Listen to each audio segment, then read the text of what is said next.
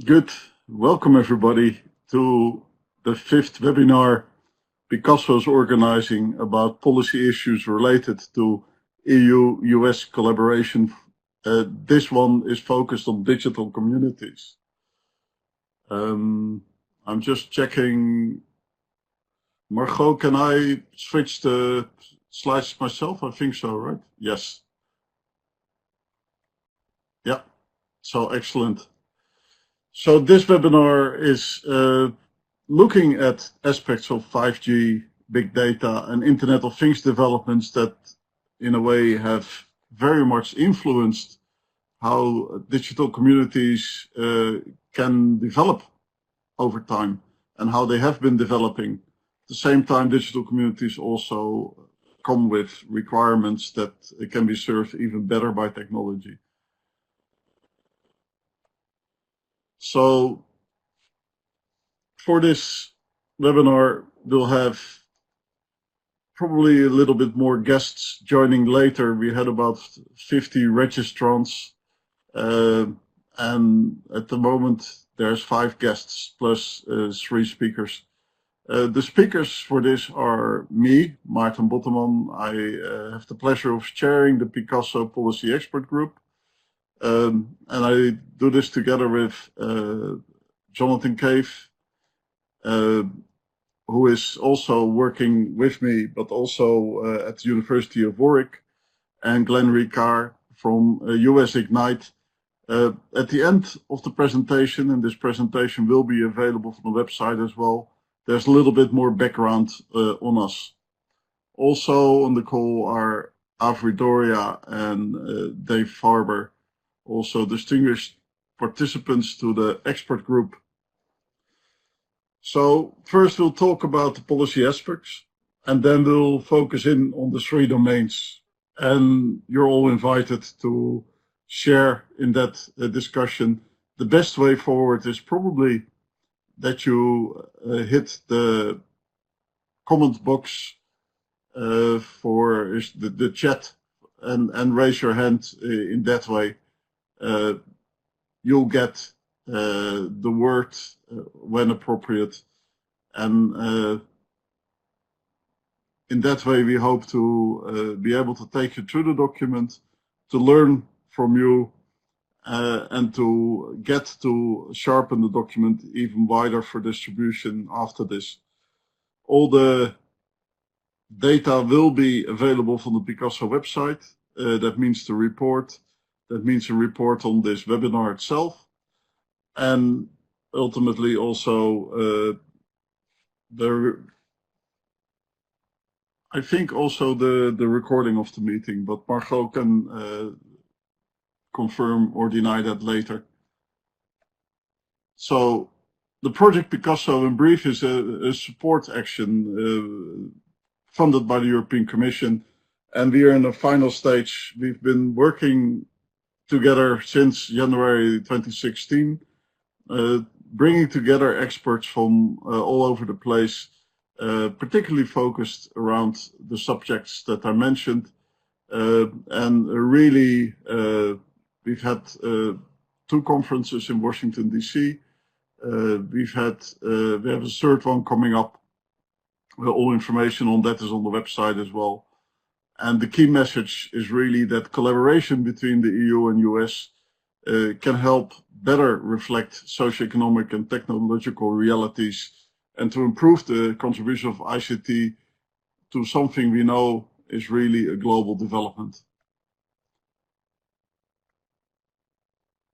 It's really at the heart of EU policy orientations, similar in the United States, but different.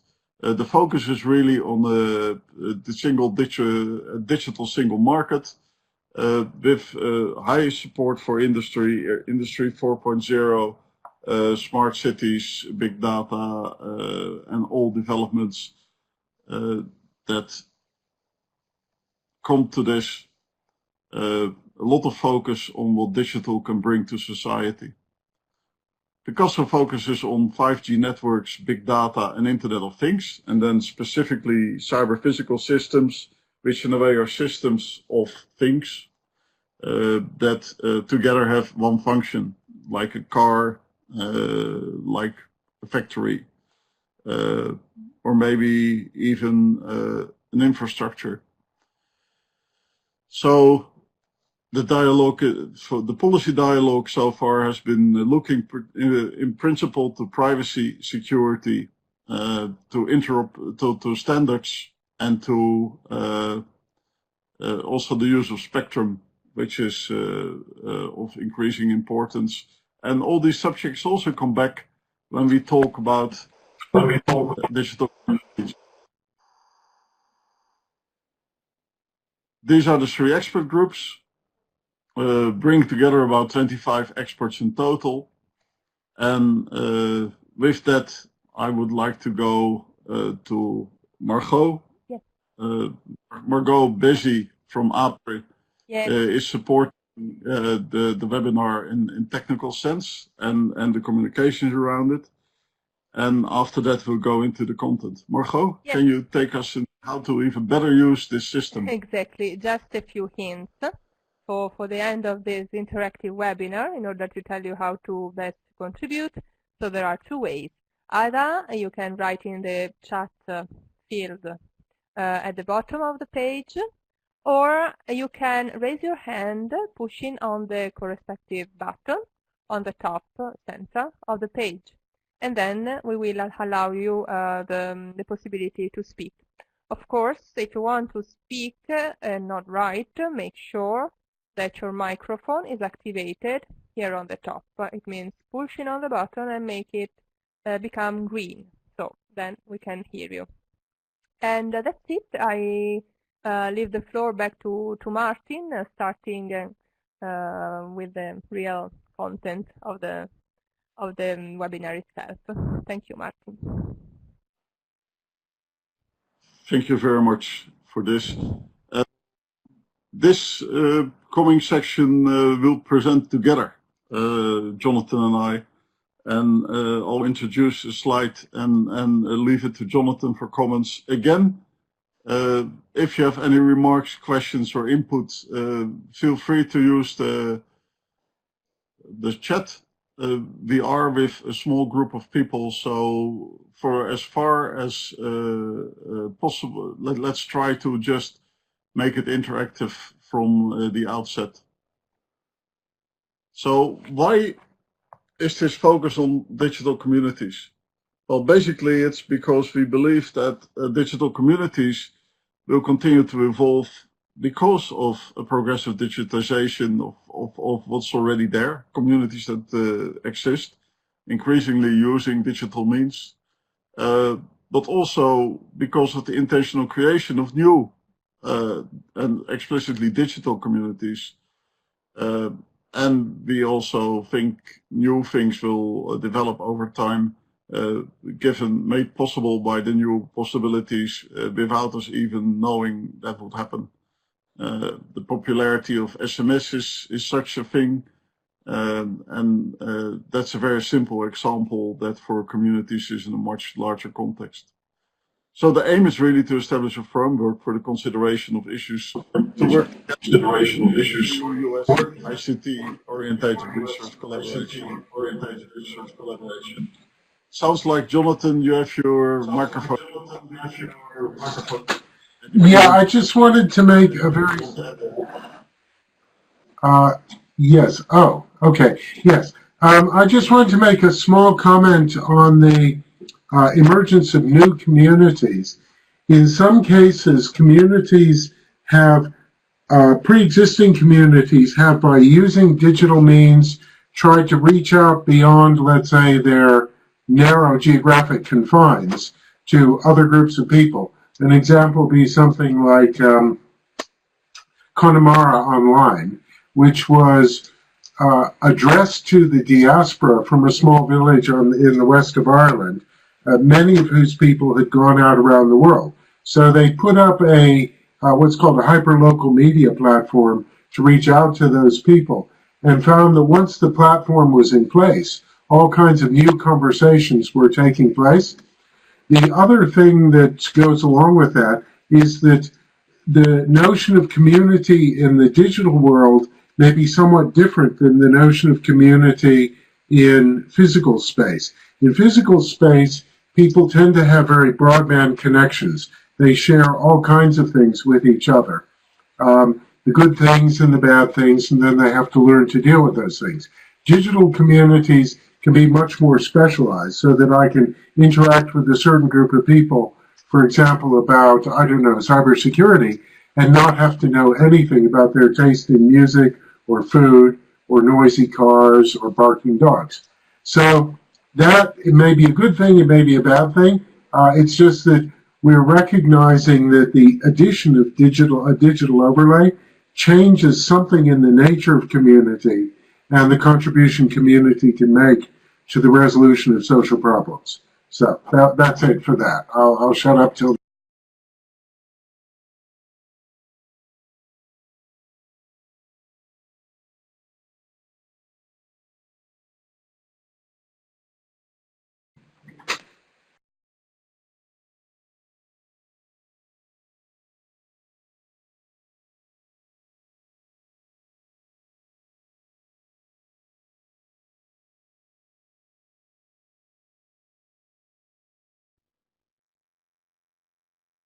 Jonathan?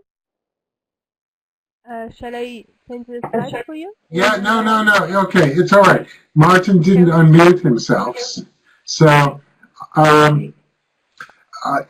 so we have, therefore, a working definition of what a digital community is, which is kind of an idealized notion. It's a place where people come together to learn, share, and collaborate to build digital solutions to common problems and challenges. That's the use of digital as a sort of constructive approach, or where they interact via digital platforms to tackle shared problems or simply live together in ways that may have nothing to do with being digital. So, for example, Facebook-enabled political protest, people are going to, they arrange to meet in a particular place, or they exchange information. Those functions are not essentially digital, but they're certainly enabled and empowered, or at least affected by the digital channel. As a result of that, there may be new digital challenges, new challenges that arise because the communities are digital. One example being this narrowband nature of people's connections, which means that certain effects that people have on other people might not normally get expressed in the digital platform, or that certain kinds of information can spread too far and too fast, or that echo chamber effects can make things appear to be more true or more widely believed than they generally are. Okay, so that's all I wanted to say about that slide. It's just to have a working definition. Okay. So I'm not sure whether you heard me earlier. No, because you were. Oh, that must be the reason. So thank you. Excellent. And the next one is really that, where do they come from? They're possible when people are in close proximity, and desirable or likely when people share values or face common problems or have complementary viewpoints. But nowadays, proximity is not limited to geographic closeness. It doesn't need to be your neighbor, doesn't need to be the people in your street. It can be much wider. Making digital communities possible doesn't also mean they will form. What makes digital communities happen? That is very much that they find a reason to be formed. Connectivity and community are not the same. Connectivity enables communities to communicate, to come together, to exchange thoughts, ideas, information, but it doesn't guarantee it. And last but not least, I think there's so well an ethical as a social and a cultural and a functional dimension. Yeah, just to make a comment on the last two bullets. When people are, so the existence of community can give people a reason to connect, and the fact that they're connected can enable communities to form, but those two directions of getting to a digital community may not always give us the same kind of net result. The other point is that when people are connected who don't share a common ethical framework, certain things may turn into problems simply because they're not really discussed until the point where there may be some form of crisis. So in particular, communities of interest that form in regular space, if you disagree with people, you have a reason to discuss things with them. In digital communities, it's fairly easy to avoid people with whom you disagree. And the discussion that we've been having, for example, about freedom of speech in university communities is an illustration of that. What should happen if the community is going to function well for understanding collective problems is that there is both the opportunity and the moral obligation to expose ideas and to discuss them and to try to act on them and learn from them. But if there is only the opportunity without the obligation to play the other part in it, it can turn into a fairly one-way process. And that's why there needs to be a kind of, at some point, an ethical discussion. It may be to do with privacy and identity or participation rights in the community. It may have to do with how being in that community interacts with other communities. It's just that we need to remember.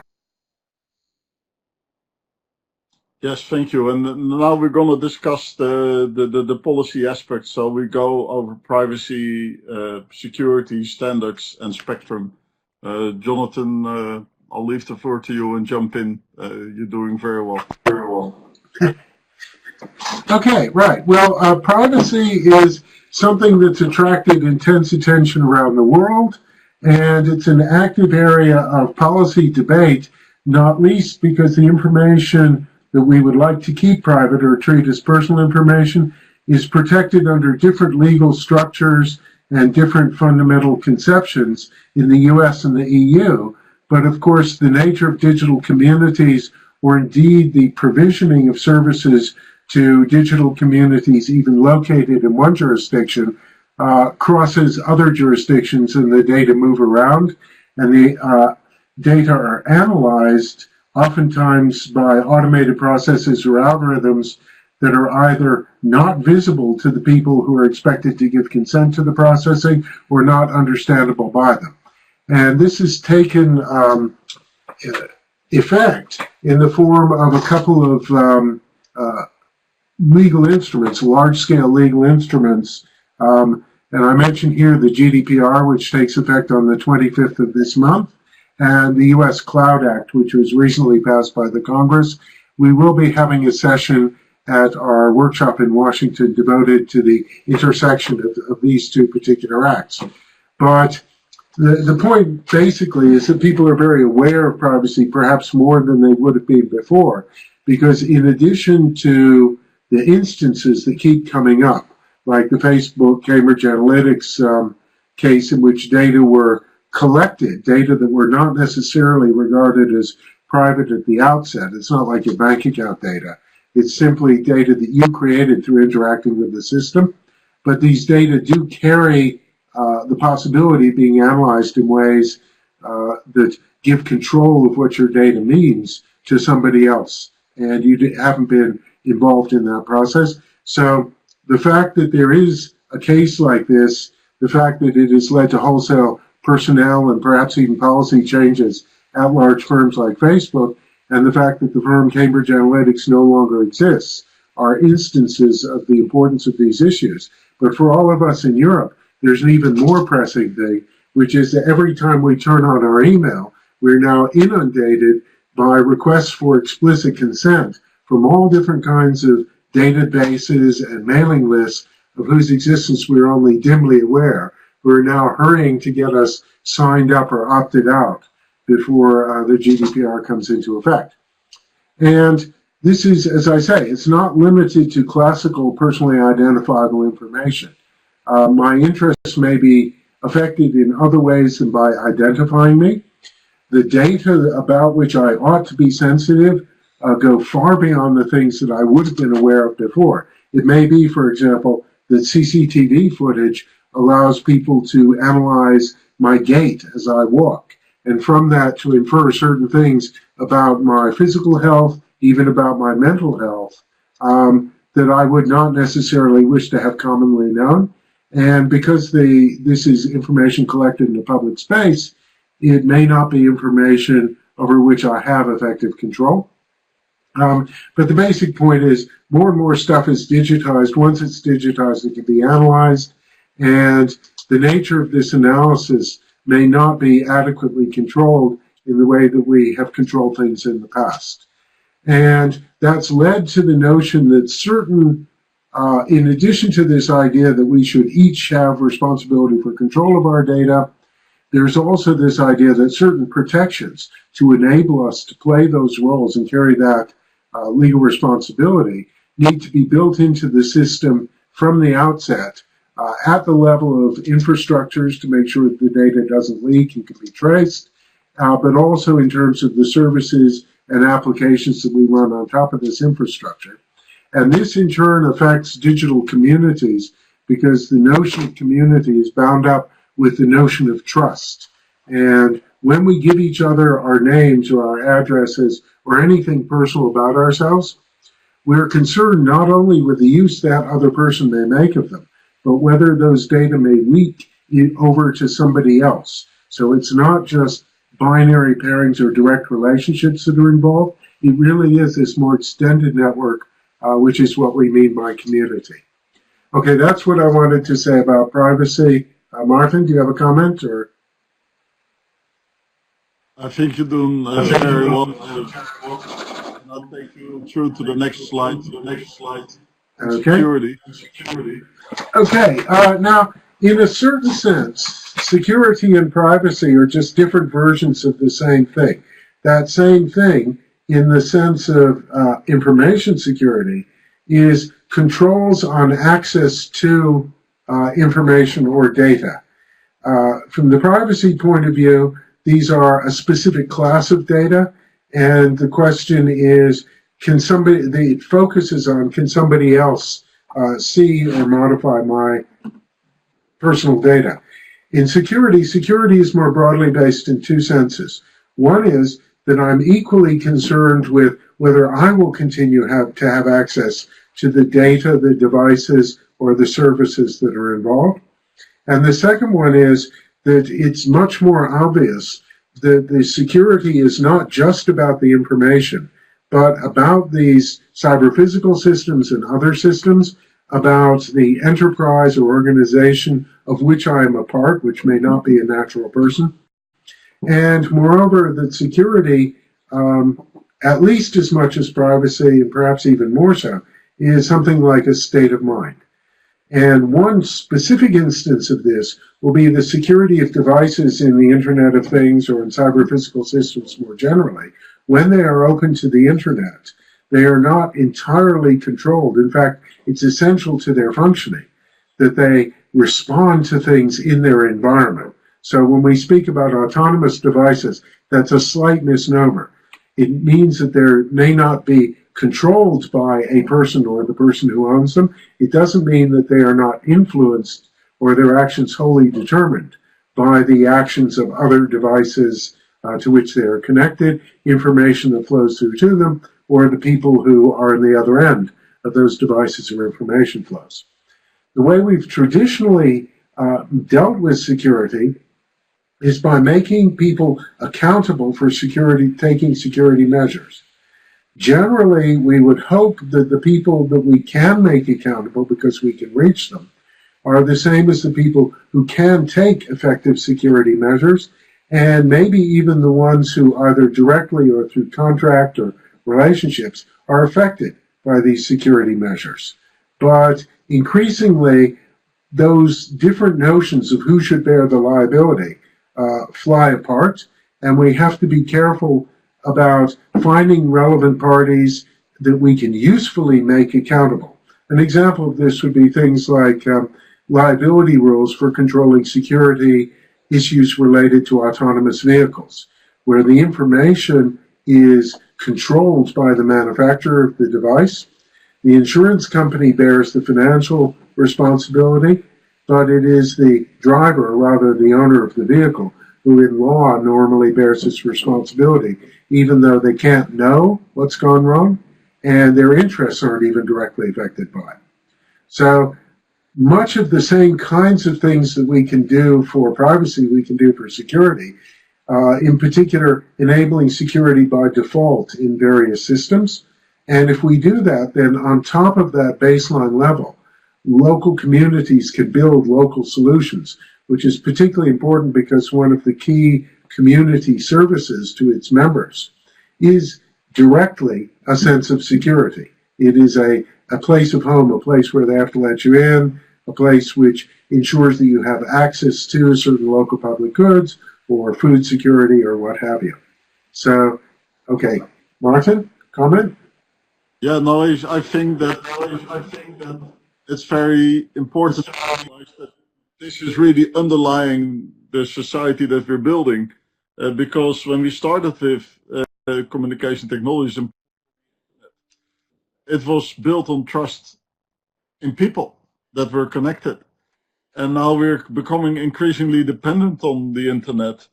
It may be clear that that requires a different level of security, of making sure that we talk with the people we think we talk with, that no information is intercepted or accessed by people that shouldn't, and that also, for instance, particularly with the Internet of Things, devices should be well protected, not only for their own functioning, but also not to be used for attacking other networks. So for developing prosperous digital communities, it may be clear that this is a very key thing to address. I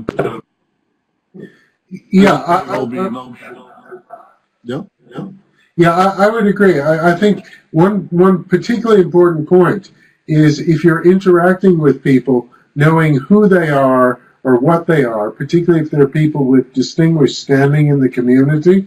So if I connect with, let's say, the police or with benefits people or with people that I want to look in on my aging relatives, it's very important that my security is enhanced by knowing that people whom I may not know by name but have a specific function are actually the ones who will perform that function, and that there'll be some scrutiny of the function that they perform, or at least I'll be able to figure out what's happening or what has happened.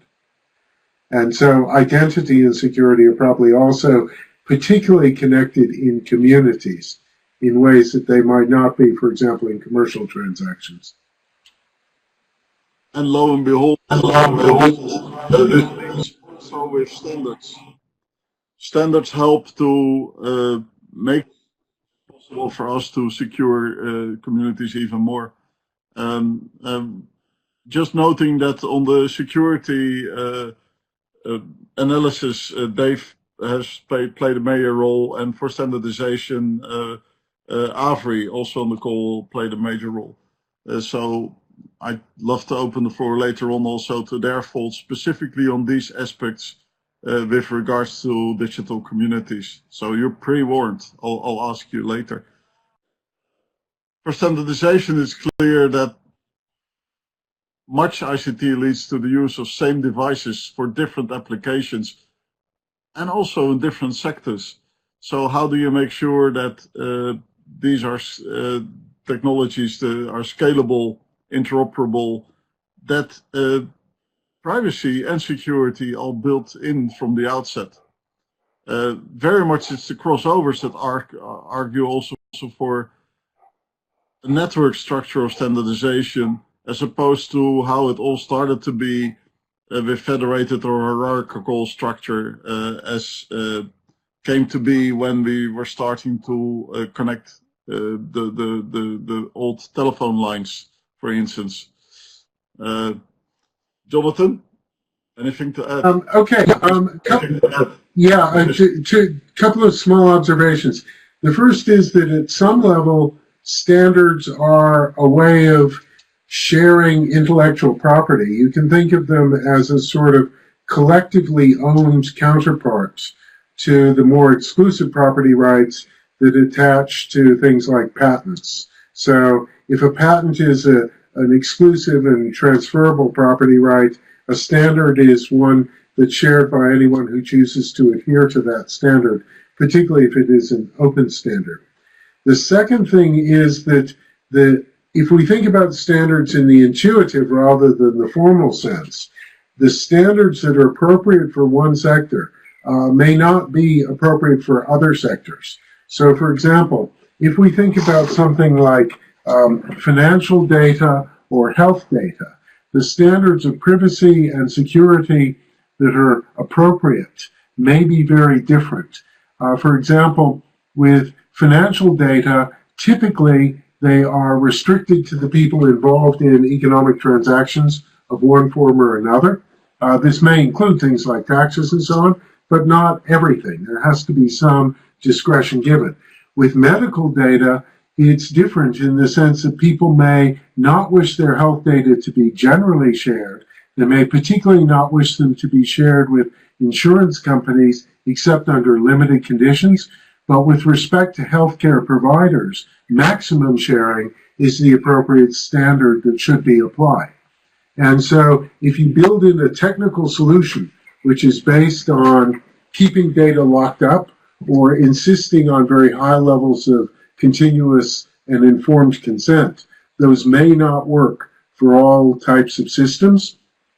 And if you implement them at the physical level, in the physical layer, or in a kind of generic off-the-shelf software layer that doesn't approach the needs of that sector, then the consequence is that the development of that sector itself will be distorted.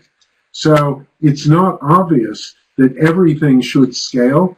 For example, democracy doesn't scale. We've been watching this. And so when we think about communities, the level or density of people's interaction, the extent to which I can, for example, intervene directly to determine when my washing machine runs and your washing machine runs, we wouldn't want to scale that up to a city level because the human connections may be too remote or too numerous for social mechanisms to control its operation. So there needs to be, again, our view is there needs to be a sort of common level of baseline standardization, and then a toolkit for producing standards which are not only fit to particular purposes, but may be entirely local standards. And so it's not obvious, certainly not to me, that scalability is necessarily a good thing taken to the limit, or indeed that interoperability is a good thing taken to the limit. Okay, that's enough of my contrarian view. We can go on to the next. Okay, now, okay, yes, a lot of the things that we've been talking about, particularly in relation to the three technological domains that Picasso focused on, well, 5G obviously is wireless root and branch, and that creates particular spectral demands that were not really present or not to anything like the same degree with 3G and 4G and other wireless uses.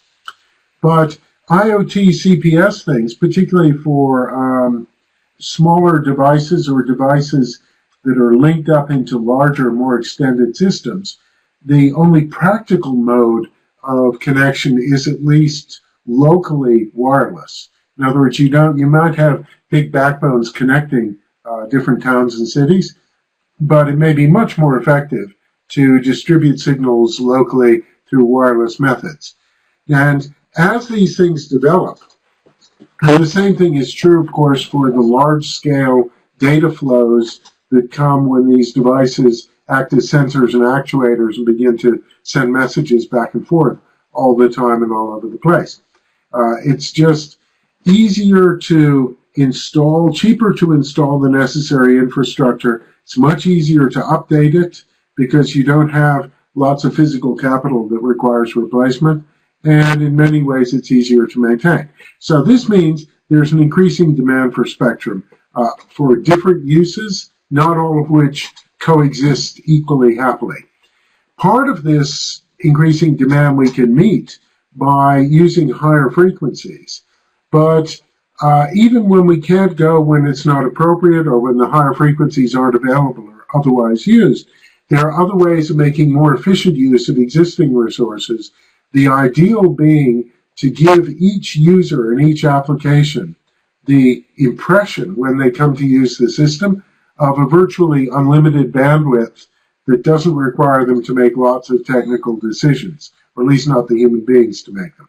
So dynamic spectrum access techniques, different geometries of broadcast and reception, like MIMO devices, and the use of television white space all create possibilities which can be used by these technological domains and the applications built on them, and therefore the types of communities that can make use of them. The other thing to remark is that big data serves at least a dual function in this respect, because it not only is the case that the exchange of these big data requires spectral resources in both directions, coming back from sensors and out to actuators, but the management problems associated with getting users or uses to get out of the way of other users or uses. Once you've dealt with the things that don't require a lot of power, you can do is underlay or overlay with a kind of unlicensed spectrum domain, which fosters innovation. But in some cases, you'll need enough power that you might interfere with others. And that complicated management problem, oh, I see there's a chat comment there from Avi. Oh, yes, about scalability. Well, we'll get to that. The management of these resources also depends on the availability of data. So the way people approach TV white space, for example, in the UK, is to mandate the owners of licenses to certain spectral bands to create, maintain, and make available databases showing when certain spectral bands are available. When meaning where, as well as physically when, and which spectral bands. And so that is a big data problem to try to ensure that that system operates effectively. So in that case, it's both input and output. And then the final thing is that the spectral demands of things like 5G or the generic forms of Internet of Things connectivity, including low bandwidth networks and so on, are different. And so the solutions being developed, most particularly in the 5G space, may not necessarily extend either to provide a common platform for serving all of these technologies or to manage the handoff between one technology and another. And so there's probably not a single standard, but something much more dynamic is required. Okay. All right. There we go. Thanks. Yes. Thanks. Okay. So we had a spectrum seminar, webinar a month ago. A remark was made like, I don't think spectrum has changed over time. Nevertheless, it was recognized it was totally true how we deal with regulated space. It's clear from what we just presented, there's a lot of new ways of doing it. Because a problem with the audio. Jonathan, can you mute your microphone? Thank you, Martin. Okay. Yes, I think you're right. I think the collision happens when Jonathan and I both at the same time have our microphones open. So I'll make a more clear handover, basically.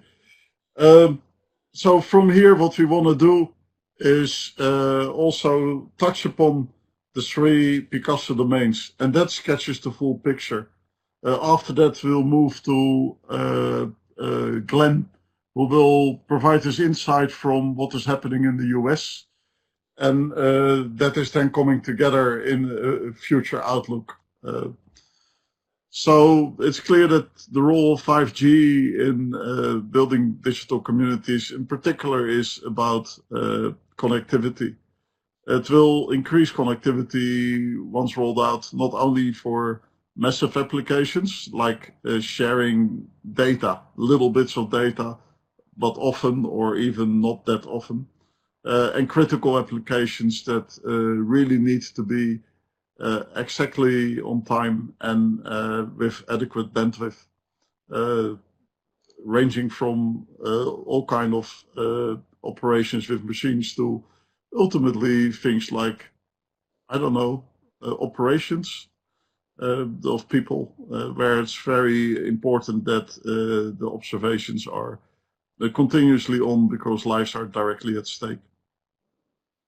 Now, for 5G networks, the danger of new digital divides doesn't disappear. Basically, already today we saw that with broadband availability, broadband is more available in some parts than in other parts of the world. And also with the rollout of 5G networks, I think coverage is an important point of attention that will need positive action on national level, on international level. The good news is it's probably also more scalable. So local initiatives can be relatively more impactful. Nevertheless, a point of attention that will not, that is potentially leading to a bigger divide. Jonathan, anything to add? I'm now closing. No, that seems quite reasonable to me. I hesitate to say too much in the 5G domain anyway. Why don't you go to big data then? Okay. Okay, well, we know that a lot of the applications that we have of data science and data analytics are intended to extend and facilitate community governance. For example, managing public utilities, managing traffic, managing all sorts of local public things. The classic problems are simply managerial problems. We know what kinds of services need to be provided. The question is, who needs them and when and where do they need to go? But beyond that, as these communities grow and evolve, their needs, as expressed by their demands, also change. And so analytics, not simply at the level of, where do we send the fire engines, but also how many fire engines do we need as compared to paramedics, and how, in other words, looking at the expressed or revealed preferences of the community and responding to them other than by political processes enables a much more fine-grained form of adaptivity, which is a data analytic issue. So some of the routine services can not only be run on the basis of data analytics, but maybe even automated to the point where we don't need to involve human beings. They will nonetheless generate data that can be assessed or analyzed in a kind of higher order sense. So there's an issue here about algorithms and algorithmic community services. But particularly where the services are critical, the complexity of these data-orientated systems may become a particular challenge. So in other words, if they're human beings, you can ring up the human being and say, hey, look, all the traffic lights are turning red, or there's a burst water main and the water's coming up through the streets. But with an automated system, it may not be possible to find such a point of control without creating a vulnerability for the system. The response may be slow, particularly if there's meant to be an automated thing. And the lack of dependability may produce inefficient patterns of response. So in other words, when the transport system goes down, what you would like is for the people who can least easily adapt to that transport to have access to whatever resources are there. But that's not necessarily guaranteed for a purely automated system. And under the circumstances, the question about how you decide which data to collect, how to process them, and how tightly to wire them into automatic responses is a challenge which will need to reflect the nature of the community itself, not least because many of these services that could be automated are services whose provision by human beings knits the community together. So this has been one of the issues with one-stop shops, particularly as regards older people, that the human relationship they had with their physician or with, different types of people that they met was an important part of sustaining their existence and feeling of community. Whereas if you simply go to somebody who does everything for you with a little computer terminal behind them, it's very difficult to maintain that sort of relationship.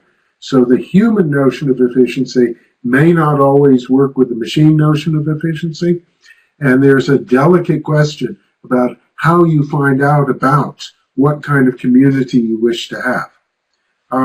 But the other thing that data analytics can do is it can resolve some of the problems that we have with complex communities, particularly the transparency of decision making and the accountability of people who implement decisions for the choices that they've made. And these are reflected in some of the existing laws around immunity from automated decision, or the ability to opt in and out of them, or the right to an explanation of how a decision was taken that affects you personally. Okay, that's what I wanted to say about that. Thank you very much. It's very clear that data are key and valuable, not only from an economic perspective, but also for society as such. At the same time, the sensitivities in abuse of data and misrepresentation of data have become clear too. Clearly a subject that needs to be tackled in the years to come, and it has the full attention. There's a question on this from Otila Manta. What is your opinion on the current context of economic environment, digitization, use of digital analytics for transparency regulation, and what impact does it have on regulation of special data? I guess it relates to governance in particular. Jonathan, anything you want to say on? Sorry, could you repeat the question? It didn't quite come through. There were a couple of key dropouts. It's in the chat. What is your opinion on the current context of economics, environment, digitization? What is your opinion on the current context of basically? Yeah. You're wrong. Hang on. You're wrong. Community networks. Oh, okay. Yeah, sorry. My chat window is inadequately sized. Okay, what is your opinion in the current context of economic environment, digitization, the use of data analytics, transfer? Okay, yes. Well, I can speak a little bit to the regulation issue, which is that many regulatory regimes, mine included, are struggling to work out how or on what basis data flows and the use of data can be regulated. Autonomous vehicles being one specific example. But when we try to do regulations for instance, health data or financial data, the question about how these data should be kept under control and how you validate the decisions of bodies that are regulated is a very delicate one. So let me give a specific example so it's not all general blah blah. If we consider financial transactions, so I'm a bank or an investment house and I'm using your data to make decisions, for example, trading your account. In principle, I should be responsible to you, and we have regulations, existing regulations, which require me to maintain a professional obligation when I'm dealing with your data. There are also regulations which make sure that I remain in a position to discharge that responsibility. For example, that I have adequate financial resources to enter into a contract. And we've all seen this, for example, with EU research contracts, where you have to certify that you are not bankrupt and so on and so forth. But very often the vulnerabilities we're concerned with are not the vulnerabilities of individual institutions, but of entire systems. And that creates a double problem. The first is that you can't understand my situation without understanding a lot of other people's data. Many of these data may not come from parties that can be regulated. The second part of the problem is that I may not be able to do anything about this. And so we see this in the banking world in the form of rules for example, prudential regulation. But the difficulty is whenever we try to come up with rules with respect to data and how they're used, we tend to default to one of two stances. One is a transparency stance, which is I have to tell you everything that I'm doing. And there's been an attempt, for example, you can get the same kind of thing in medicine, that the doctor should tell you everything about the drugs that you're taking, the tests that you're undergoing, and so on. It does rather assume that you can understand these data and that you can make meaningful choices on the basis of having been exposed to them. Whereas we know that with many people and with the huge complexity and speed of data and the very partial picture we can get from them, that neither of those things may be true. I may not be able to understand them, and so my decisions for which I'm responsible may not be good decisions. Moreover, by giving me this information, you would think of yourself, and the law would think of you, as having transferred any risk to me. And in that sense, the problem of data crowding out understanding or models is one that regulators have struggled to deal with. And you can't always say, don't do these things because those things are bad. So if you try to do it on the basis of acts, again, we've seen with financial services that certain specific kinds of activity, for example, issuing a lot of quotes to buy and then not fulfilling a lot of quotes, as is prohibited by MiFID II, are actually the things the market does to stabilize itself, as well as the actions that people take to manipulate the market. So there's a very real problem that in between data, the information they contain, and the actions that people take, we haven't yet worked out how to make the transition from a world without all these data, or where people could be held responsible for what they did, to whatever new kind of world we're getting. So it's not a very happy view, but it's a view that I really believe. Okay, I see that both Jerome and Ottilia are, oh, okay, you're welcome. Thank you very much. And obviously this is a subject, and just for the sake of time, I'd like to move on to IoT aspects. In the full realization of IoT is also Jonathan, can you close your Yeah, this works better. So IoT is really a tool that makes our communities able to do a lot of services that first were not possible. And as connectivity is increasingly available and IoT networks and systems of networks become available, you see that these are really helping to shape up digital communities locally.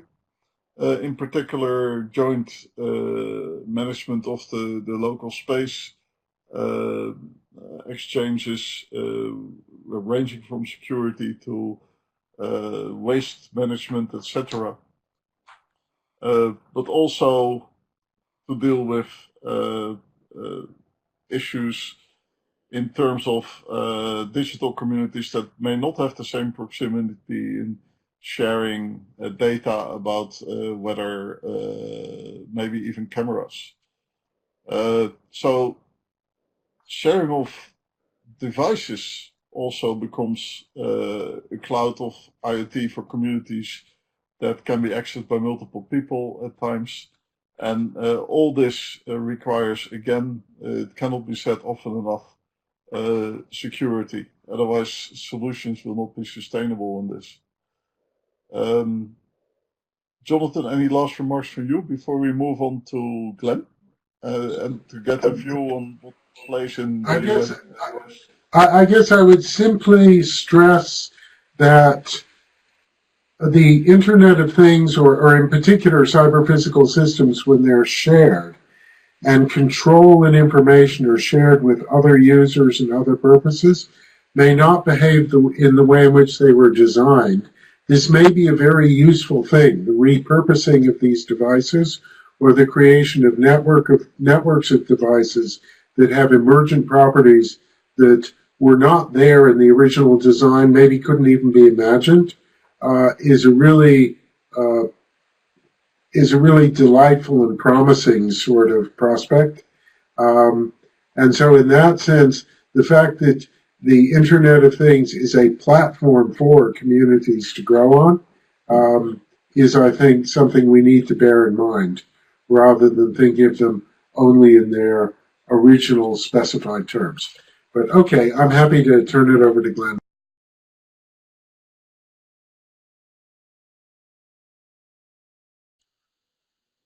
All right. Well, greetings from I'm at the Internet 2 meeting, which is a community of people working. We have a number of international folks here, but from around the world. And do you have my slides there that I show, or do I show my own slides? Yes, we do have your slides, and I'm progressing them while you speak. Just give a signal when you want the next one. I noticed that some of your slides need multiple clicks. I'll do those till the slide is full. Okay? Okay, yeah. My first slide would be a good one. So I wanted to also tell you that I think that from my point of view and from the folks I am familiar with, all of the issues that have been raised so far in this webinar are clearly issues on this side of the Atlantic as well. In various differences of emphasis, but I think that they are all quite important. So I wanted to say as my first thing that I'm in agreement with all of the things you've just heard, but in an effort not to duplicate that, I've tried to put together some slides that talk about some of the additional things that I think may be interesting. And I should, of course, shout out to my friends here, Martin and Jonathan and Dave Farber and Aubrey Doria. Good to know that you're working on these issues too. So let me just make a few comments here. First of all, the definition of a digital community, I think, is a good one. Whoops. Somebody advanced the slide in addition to me. So I'm advancing the slides. And the digital... All right. Yes. Only yet I advance the slides. How about that? So digital communities, the definition that we're using is where people come together to learn, share, and collaborate to build digital solutions to common problems and challenges. We try to take and expand that definition a little bit.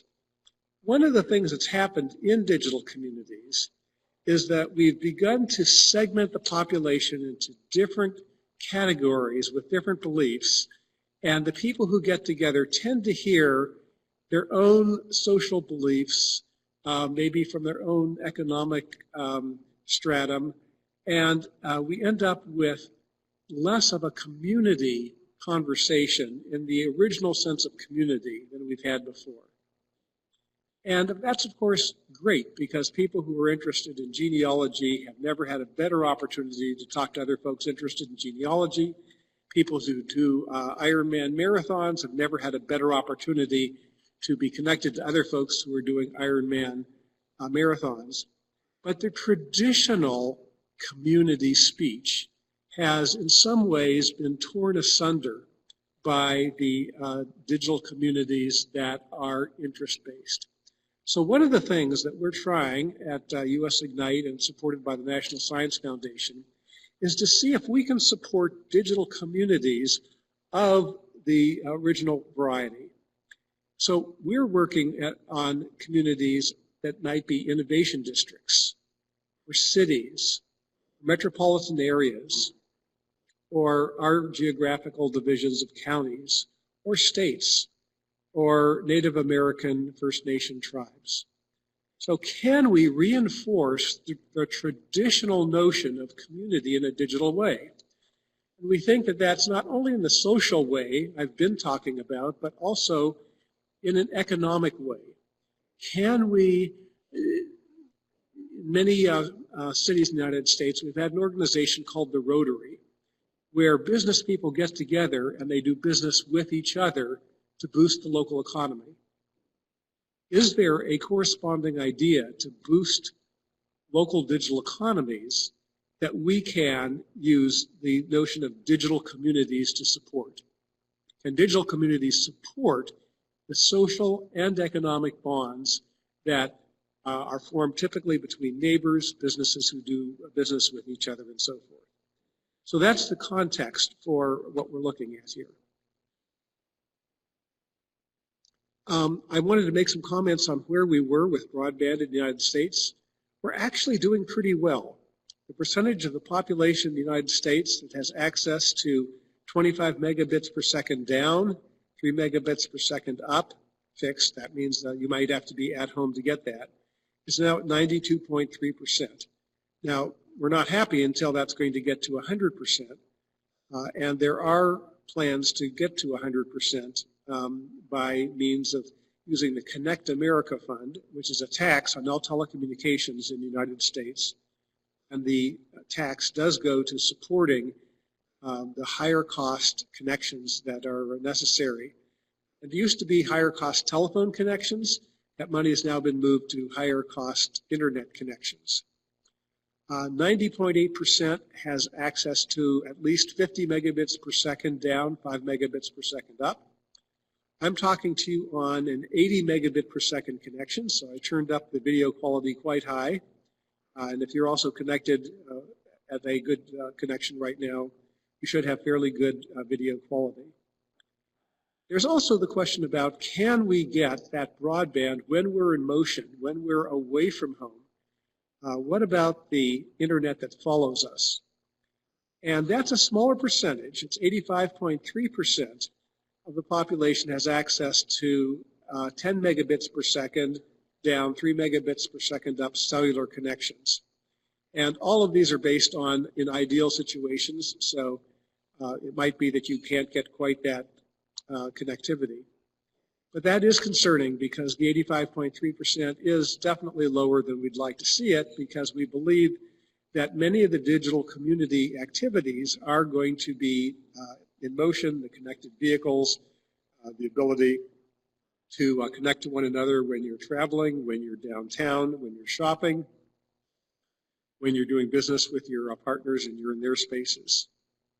One of the things we don't have that maybe we should have is the ability to more easily share the wireless internet connectivity that exists. Right now, we only have two choices, making it fixed and closed to only those people who have the key that allows you to get into this Wi-Fi, or leaving it open and having most people be able to use that and sometimes misuse it. We need some perhaps finer granularity so that people who are in certain categories or who have been vetted can more easily be able to roam. In fact, that's already been done. It started in Europe, EduRoam, for academics. And the fact that I can land at Arlanda Airport in Stockholm and have instant access through my University of Utah connection is just really astounding and valuable. And I think that we need to try to see what we can't do to make that available in more locations, and not just limit it to academics. I'm very pleased that I'm one of that category, but there are other categories of folks that I think we ought to be able to do the same thing. There is a company in the United States called AnyRoam, and they're trying to do some of that expansion. So among the 85.3%, that's broken down into urban areas and rural areas. 89.8% in evaluated urban areas have access to both the fixed and the cellular, but only 61% in rural areas have both 25 megabit per second or greater fixed plus 10 megabit per second or greater cellular connectivity. This is all based on a very recent February 2018 broadband report from the Federal Communications Commission. So clearly there's some important work that we need to continue to do there. Let me just see here. I've got some questions in the chat room. How many of these actually use these speeds and for what? Don't have that data because of, it's interesting how many people may have it, but the government doesn't have it. So I have a definite opinion that since I've opted into a number of Google services that they really do have a lot of information about me, they're not sharing it with, they're not sharing it without charging money for it. So we really don't, in a policy way, have access to the vast amounts of data that are available, but not available to us. And Jonathan also loves EduRoam too. They have it in TPRC as well as throughout Europe. Yes, as I said, it actually started in Europe. It was another one of these great European ideas that's spread to the United States. Okay, so I wanted to talk a little bit more about this notion of how we're going to increase the digital community access.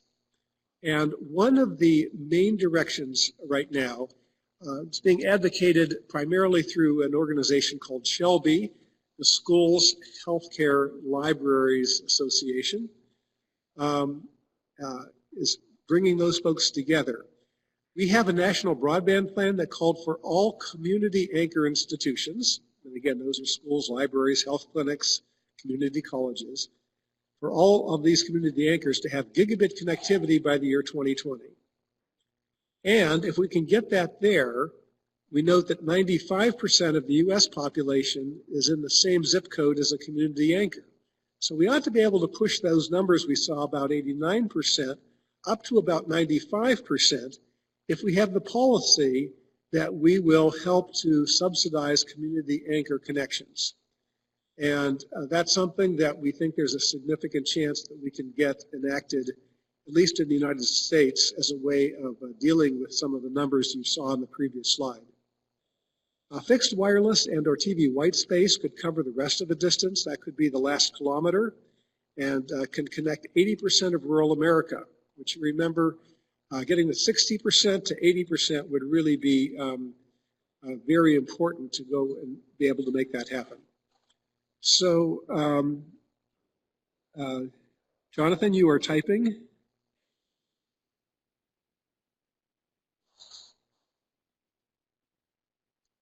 Yeah, I can just say it verbally for a second. One of the things in Britain we're cursed and blessed with BT OpenReach, which decided that fiber to the cabinet is adequate for the entire nation except in big metropolitan areas. So that led many, many communities to have what they call community fiber, where they dig their own trenches, drop glass into there, because glass is basically costs about as much as toilet paper, and interconnect to the internet backbones, and they're getting 1 gig up, 1 gig down symmetric for about £30 a month, which is about the cost of an ADSL connection. And so in that case, and so I guess what I was going to ask about was the difference between things that are done for communities and things that are done by communities. I've primarily been things that are done at the national level, but we're seeing quite a bit of things being done by communities. Let me turn off my phone here. Community broadband, municipal broadband, is often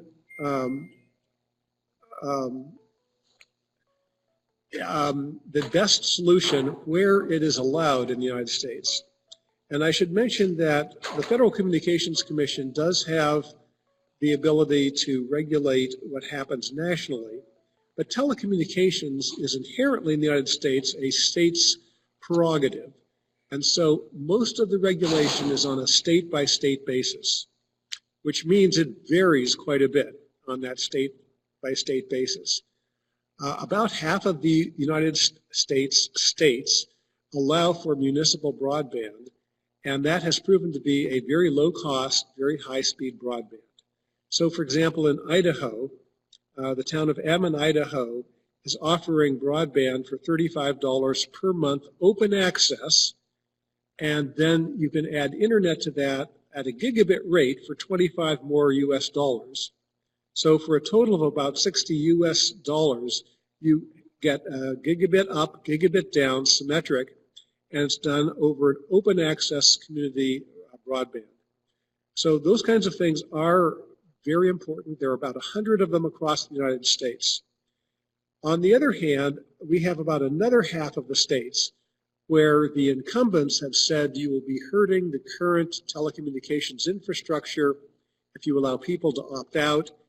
We need to make sure that everyone stays together on this, and municipal broadband is banned by the state legislature. And in those cases, of course, there is no community broadband.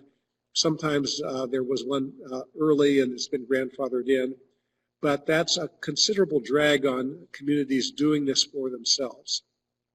But it turns out that even in the case that we've got national providers or municipal providers, one of the things that we're working with at US Ignite is the ability to bind them better together as a community digital infrastructure. So let me move on and just give you a few slides on that.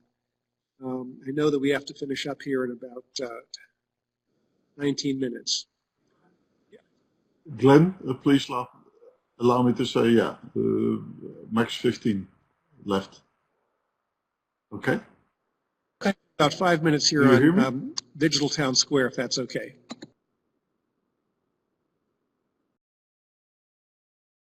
So there's this notion of community digitization and the digital town square. So the idea is to take the old concept of the town square, which Europe again was the leader in. There's a dedicated set-aside place for commerce, typically in the center of the city, where goods and services were exchanged. And the digital version of that concept is to have a local interconnect where you have local traffic only, high performance in community exchange. And we're finding that that helps when in the case we may have municipal broadband and or Google Fiber and or Century broadband gigabit or AT&T gigabit to connect in community to provide for this local digital economy and the local social economy to grow in the digital arena. It allows for a number of technical advantages, but the basic idea is that it's a shared local resources for applications and services of the kind talked about. The Digital Town Square supports cyber physical systems, remote management of sensors and robotics, virtual reality being projected into schools at low cost, and is really intended to help reduce the echo chamber effect and economically and socially grow communities in the kind of way that is the very best way. As we're getting higher bandwidth applications, you can see that on the left, we're also seeing that the ultra-low latency that's possible by providing this digital economy, digital communities, is really important to enabling this set of new applications. You saw a good list of that on some of the preceding slides. So we think that this digital community and instantiating that in an interesting way is going to make a significant difference. We know a lot about how to do this. I'm going to skip this slide. And the ability to do this has significant local impact. And we're finding that the companies that provide gigabit networking in the United States are very interested in this.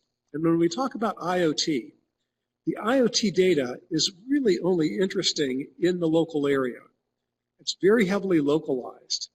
And so making sure that what happens in Vegas stays in Vegas, that's one of the phrases that Vegas uses to attract visitors, is something that in the digital communities we want to have be able to happen, to keep things within community where possible so that we can have millisecond class response times, we can have interconnection and competition between carriers within communities, and all of those can operate effectively.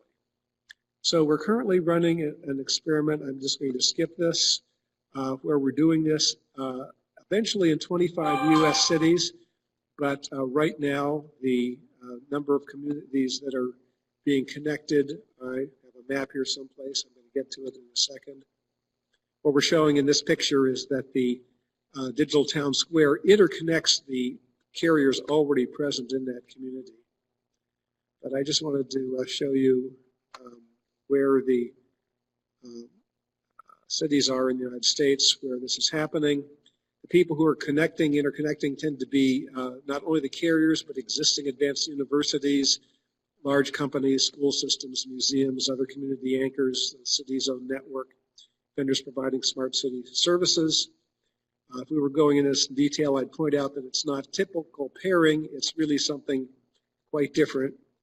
And I think it should be the next, maybe the next slide, where I've got the map showing where we're attempting to do this. Here it is. In 25 smart gigabit communities, we're going to be doing this, but here are our initial targets. These are the places where we have experiments underway. Salt Lake City is complete. Urbana-Champaign, which is operating in a low-income neighborhood, is complete. Madison is complete. Chattanooga is complete. MC Ignite is using the MCNC network to provide for this interconnectivity. So I think that's the 5 minutes that I promised, and let's go and take additional questions.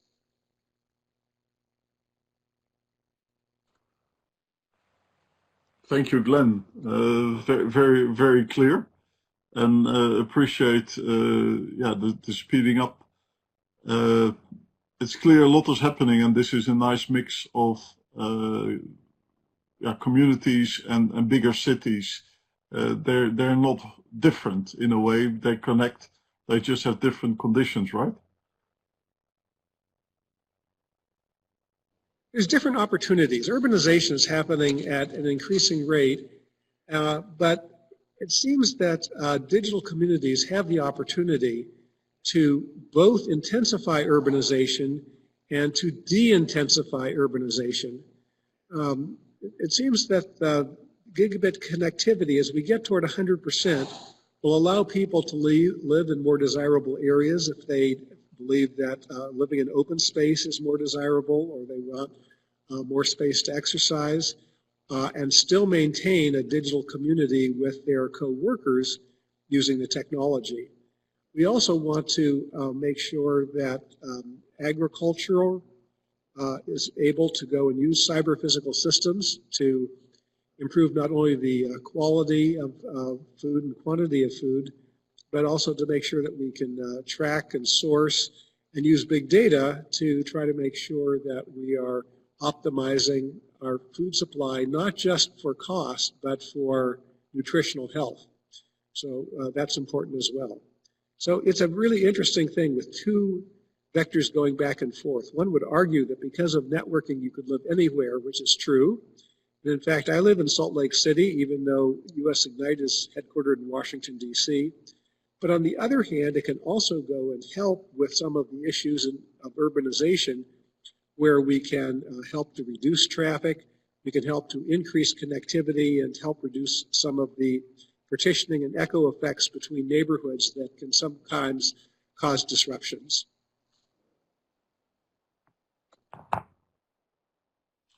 Thanks, Glenn, for that. I saw also a remark from Giraud, also asking about edge computing. Let's take you to the last couple of slides that we have.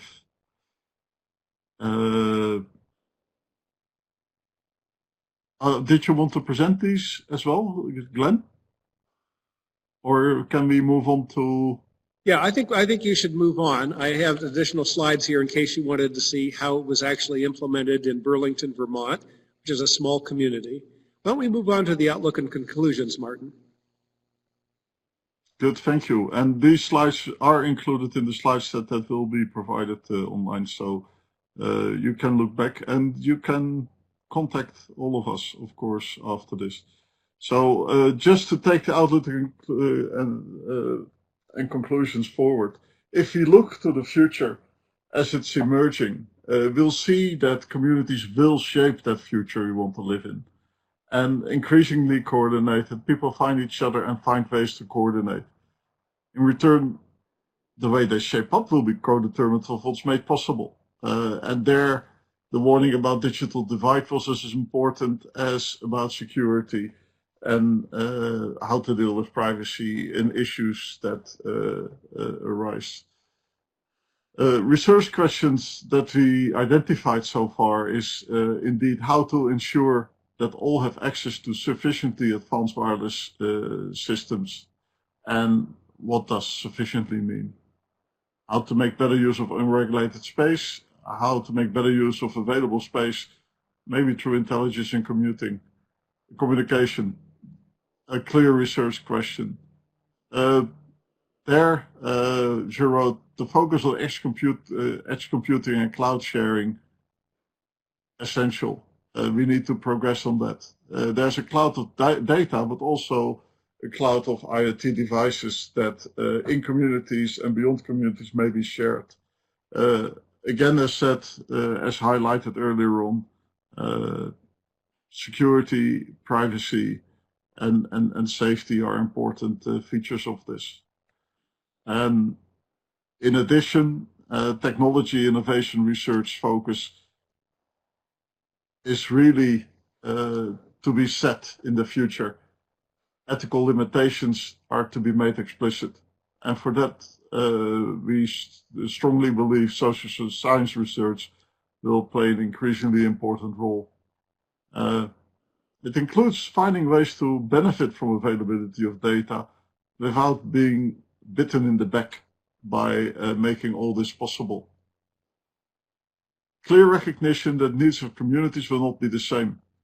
They're likely to include different aspects relating different focus, healthcare related, education related, public safety related.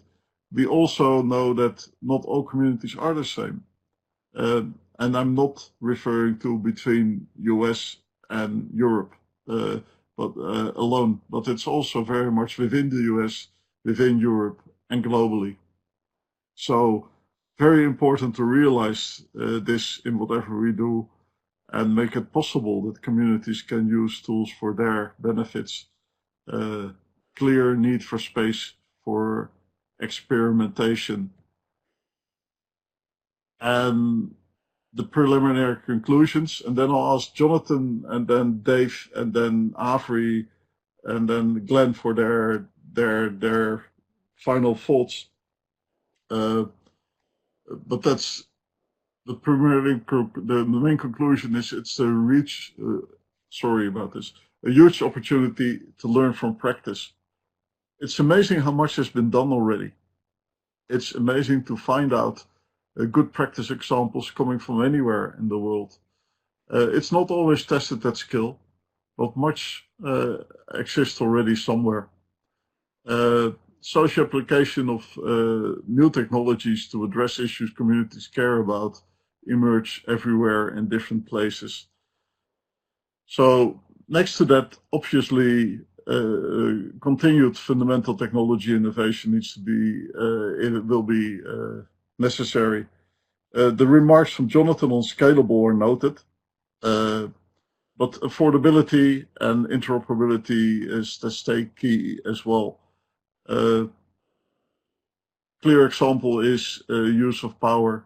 How can we make sure that this doesn't become a problem, not only for the use of energy at large, but also how we make sure that also tools and networks are foreseen from power in ways that are sustainable.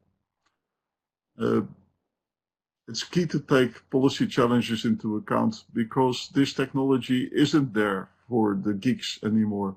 It's there for the world. It's there for everybody. So policy challenges need to be taken into account from the outset. And not only from the outset, but also it needs to be understood that all these tools and systems and applications are implemented at different levels. The cyber physical systems consist of many elements. many things that come together to provide a service. Together, a number of cyber-physical systems can serve a city and create a smart city. And ultimately, we see that at every level of service provision, it's crucial that we do take these policy challenges into account.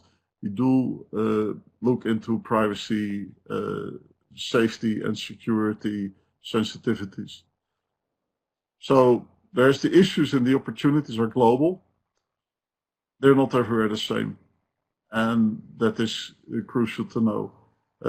Working together as EU and US in R&I on ICT issues like we discussed here today will help to create a healthy basis of systems that also take into account the way we think about policy challenges and how to deal with them.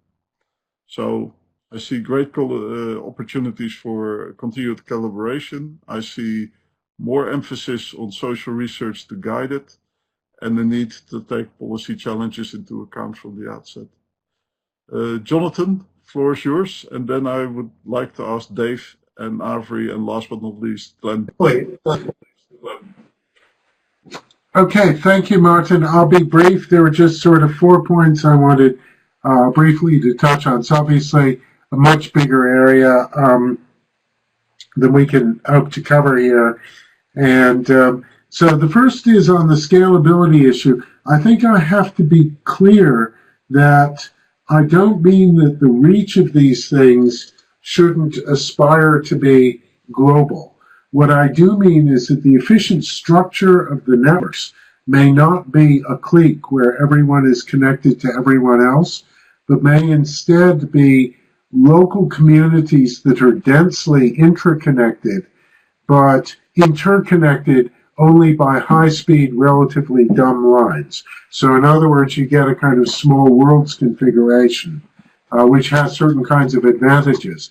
But we know that the voluntary formation, just to pick up a point that was made in the chat discussion about automatically creating communities, the voluntary formation of people linking with or paying attention to other people, depending on the technology, will lead to different structures of communities, and these structures may not always line up with the structures that are assumed when we have policies to make or implement.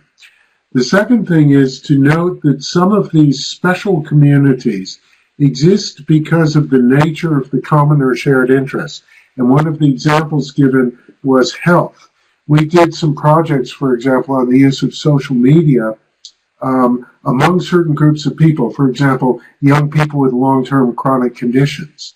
And the kinds of services that they provide to each other, or which is mirrored in the increasing role of what's called real-world evidence as a complement to RCT evidence and understanding how medicine functions, and the fact that certain kinds of medical vulnerabilities, particularly those like aging, are universal, whereas others are particularly the case in poor areas. We're starting up a project which will look at e-health and the communities that e-health solutions can enable in rural poverty areas, in refugee camps, in particular large-scale rapid onset ones like the Syrian camps, and in urban slums, particularly very large urban slums like those in Lagos.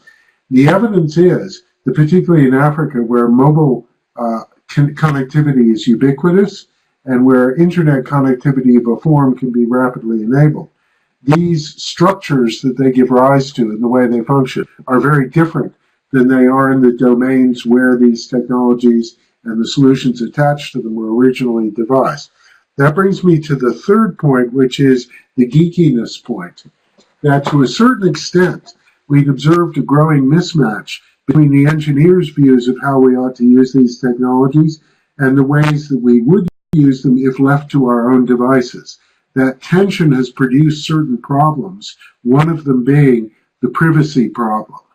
That if you take a bunch of people who have nothing to hide, they are fairly insensitive about any fears that may come and animate those hidings, and it makes it very difficult. In much the same way, when the internet was first devised, when I first got involved in it back at RAND, we all belong to the same two cultures, either the kind of information wants to be free, a Grateful Dead hippie culture, or the national security culture, which was surprisingly not that different.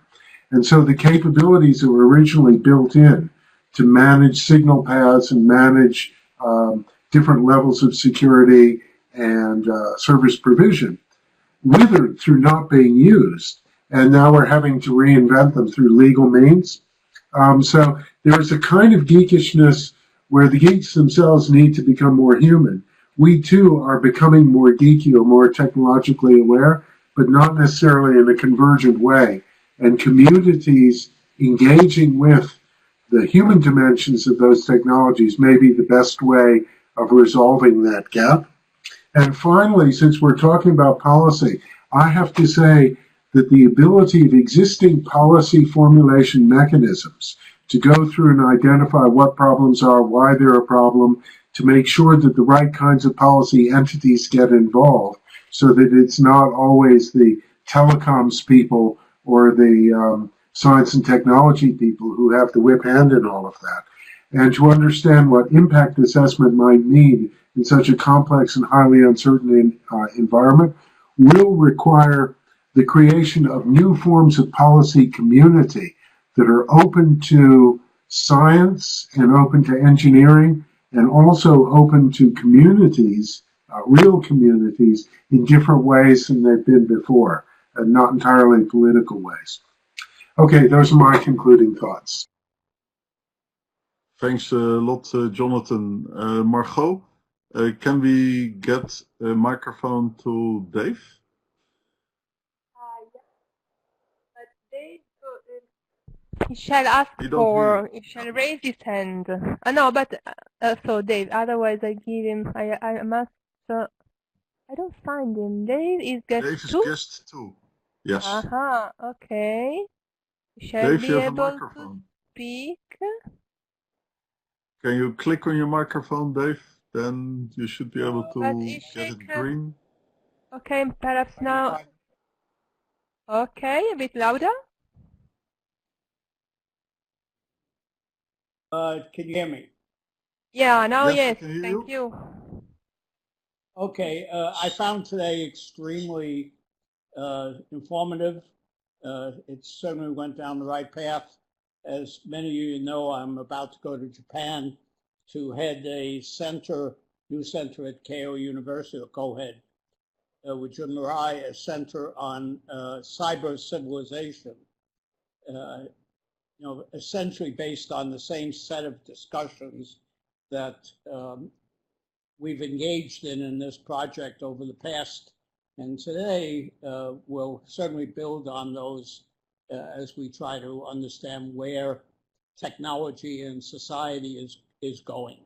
I found it very, very good. Unfortunately, will not be able to go to the Washington meeting since I have to go to Japan on the 13th to start my tour over there. So I will certainly keep in touch electronically and maybe physically when possible. Thank you. Thanks a lot, Dave. And yes, it was very interesting to see what you're gonna do in Japan. Sort of felt connected to what we've been doing together, and we will follow you with interest too. So, Avery, I see you have a microphone too. Would you be willing to contribute your observations, your thoughts, and maybe your additions? What came up for you?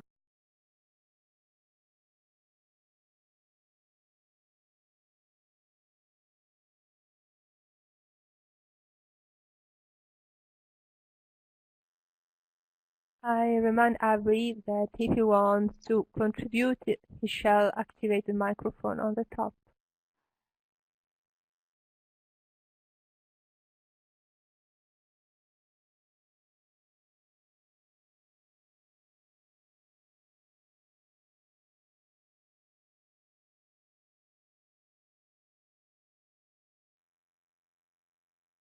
Avery?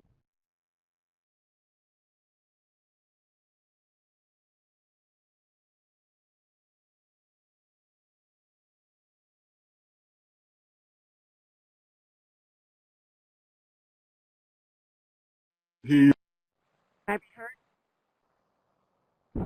I hear something. Yeah, I Guess heard not. something. I give up.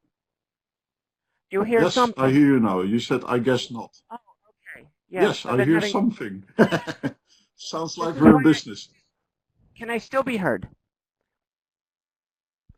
Yes. Okay, great. I'll go on, Yes. and people will Microphone. shout if they don't hear me. Yeah, this is why I like to test those things out at the beginning if I'm going to try and talk, as opposed to waiting to the last minute. Okay, and a couple things. I wanted to go back to the scalability issue, and I think discounting scalability misses something because, like when you're measuring something, like when you're talking about something being 3 long, it doesn't make any sense if you're not giving units. It's just you're talking about scalability. You're looking at a technology or you're looking at a problem set. You're determining its size and you're determining scalability within a range. Now, the existence of cloud and online computing resources allows you also to have, a factor for how much you can stretch it. So I just think that it's important to keep that in there as one of the important considerations.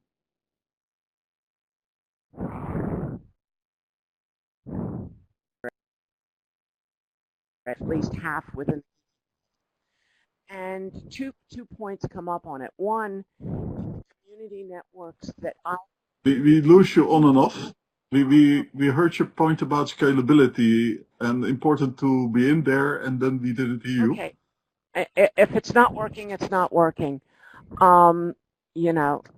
I hear you now very well Okay, again. great. I guess I'm having connectivity problems.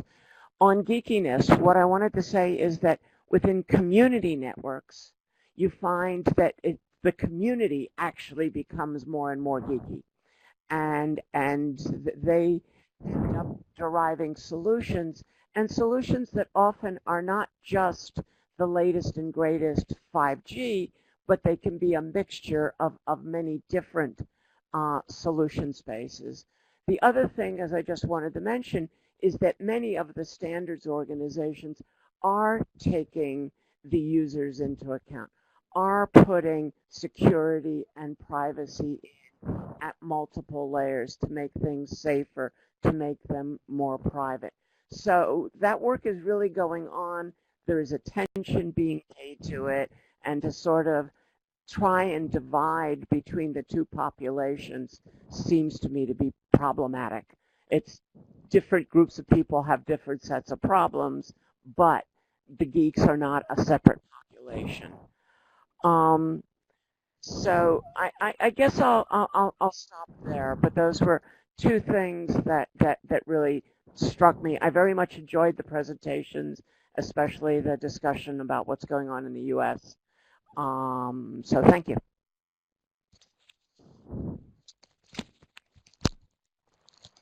Thank you, Avery, and thanks for the excellent points you make.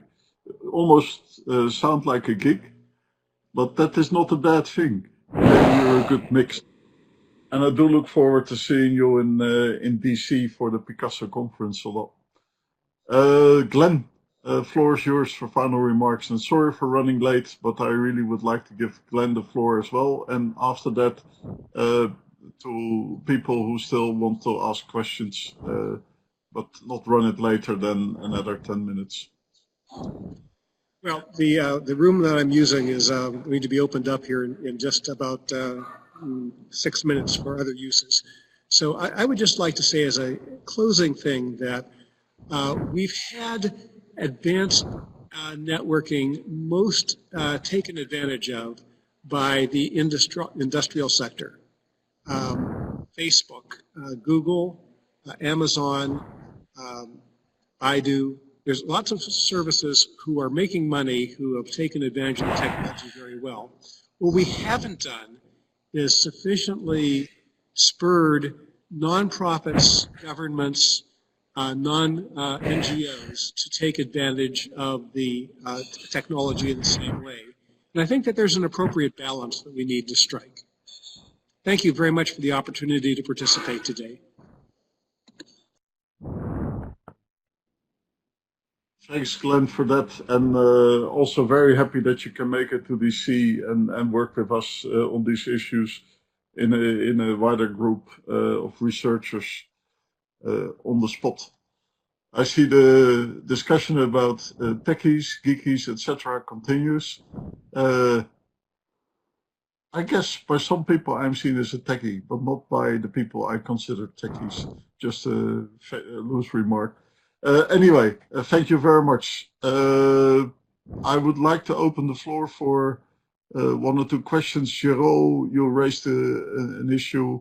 Would you like to ask that? If you want to raise a question, please raise your hand. And Apre will, Margot will give you a microphone.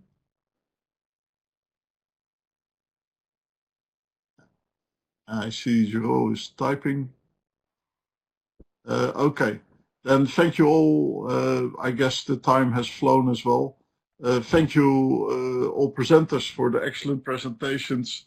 Jonathan, always a pleasure to work with you, and very happy to have Glenn here as well. Very much appreciate also the input and presence of Avery and Dave, and the questions that have been asked in the chat. So, and for the technical functioning of all this, really, Apre, you've been doing a stellar job over 5 webinars on policy issues. And really want to thank you very much for your continued support and patience and friendliness. So all the presentations and a report on the presentations will be available from the PICASSO-project.eu website. We will also update the policy document. Final version will be posted there too. And comments are always welcome to me, to any of the other authors. And I wish you a very good afternoon or evening wherever you are. Thank you very much. Goodbye, everybody. Thank you. Goodbye.